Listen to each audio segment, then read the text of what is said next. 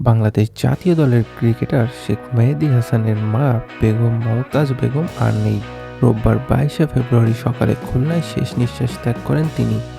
এই খবরে গভীর শোক প্রকাশ করেছে বাংলাদেশ ক্রিকেট বোর্ড। এক শোক বার্তায় বিসিবি জানায়, মমতাজ বেগমের মৃত্যুতে তারা গভীরভাবে শোকাহত এবং শেখ মেহেদী ও তার পরিবারের প্রতি আন্তরিক সমবেদনা জানাচ্ছে। এদিকে গতকাল সুপার 8-এর লড়াই শুরুর কথা ছিল। মুখোমুখি হওয়ার কথা ছিল পাকিস্তান ও নিউজিল্যান্ডের, কিন্তু ম্যাচ শেষ পর্যন্ত হলো শুধু টস। এরপর বৃষ্টি আর থামেনি। কলম্বোতে ভারী বর্ষণে পুরো মাঠ ঢেকে দেওয়া হয় কভারে। নির্ধারিত সময়ে খেলা শুরু করা যায়নি। প্রায় 36 মিনিট পার হয়ে যাওয়ার পর পরিস্থিতি উন্নতি হয়নি। নিয়ম অনুযায়ী 1 ঘন্টার বেশি দেরি হলে ওভার কাটা শুরু হয়।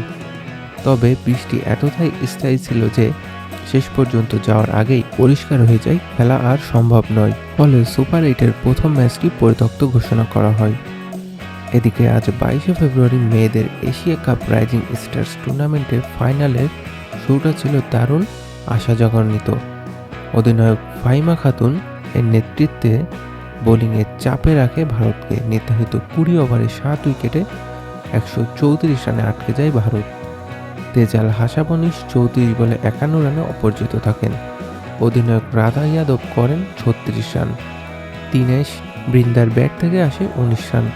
বাংলাদেশের হয়ে দুর্দান্ত বোলিং করে ফাহিমা। 25 রানে 4 উইকেট নিয়েছেন তিনি।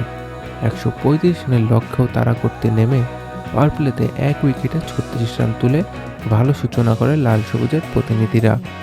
কিন্তু এরপর নিয়মিত বিরতিতে উইকেট হারাতে থাকে দল। মাত্র 88 রানে গুটিয়ে যায় বাংলাদেশ। হাতে তখনও ছিল 5টি বল। সর্বোচ্চ 20 রান করেন শামীমা সুলতানা। ফাহিমার ব্যাট থেকে আসে 14 রান, আর সাদিয়া আক্তার করেন 10 রান। বাকিরা কেউই 2 অঙ্কের ঘর ছুঁতে পারেনি। ভারতের হয়ে প্রেমা রাওয়াত নেন 3টি উইকেট। সোনিয়া ও তানুজা নেন 2টি করে উইকেট। 46 রানের জয় দিয়ে বিশ্বকাপের দ্বিতীয়বার চ্যাম্পিয়ন হলো ভারত।